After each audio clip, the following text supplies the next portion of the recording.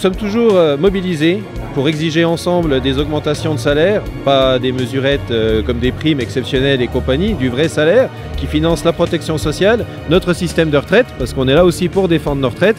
On a besoin de pouvoir se réunir pour disposer des suites, parce que c'est la question en fait qui se pose. Maintenant, on en est à la 3e journée de mobilisation assez rapprochée. La question, c'est comment on amplifie encore le mouvement pour les coordonner tous ensemble et qu'on converge enfin sur un vrai mouvement d'ampleur capable de déboucher sur des perspectives gagnantes pour tous et tous.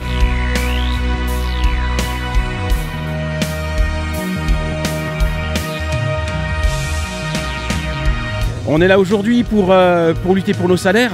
Un gouvernement qui nous spolie, qui nous ment. Nous, en plus, dans l'éducation nationale, ça devient une catastrophe. C'est une destruction totale. Je suis enseignant également au lycée professionnel. Et là, il y a des mesures qui sont proposées, des contre-réformes qui sont là pour détruire totalement le lycée professionnel et le vendre au patronat et aux branches professionnelles. C'est pour ça aussi qu'on est là aujourd'hui et qu'on se mobilise aussi le 17 novembre pour défendre le service public, pour défendre le lycée professionnel, pour défendre nos emplois et puis l'avenir de nos enfants. On veut les vendre au patronat et c'est totalement inadmissible. Donc on est là pour défendre nos salaires, défendre le service public et défendre l'éducation nationale.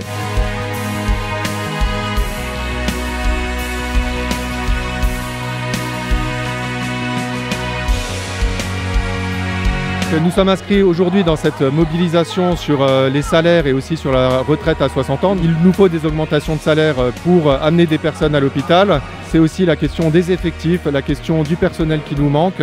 Dans tous les hôpitaux, donc, nous avons connu des restrictions d'effectifs. C'est 200 lits qui ont été fermés sur la HNFC en 20 ans. Aujourd'hui, il y a un plan blanc parce qu'on manque de personnel. C'est des fermetures de lits, 80 lits environ qui sont fermés parce qu'on manque de personnel. Aujourd'hui, ce qu'on voit, c'est que l'hôpital est en difficulté, mais c'est aussi la médecine de ville qui est en difficulté, les EHPAD. Il manque des structures aux alentours pour prendre en charge tous les patients. Donc aujourd'hui, si nous sommes en plan blanc, c'est à cause de ça. Et les solutions, nous les avons. C'est embaucher, c'est former, c'est aussi revaloriser nos salaires.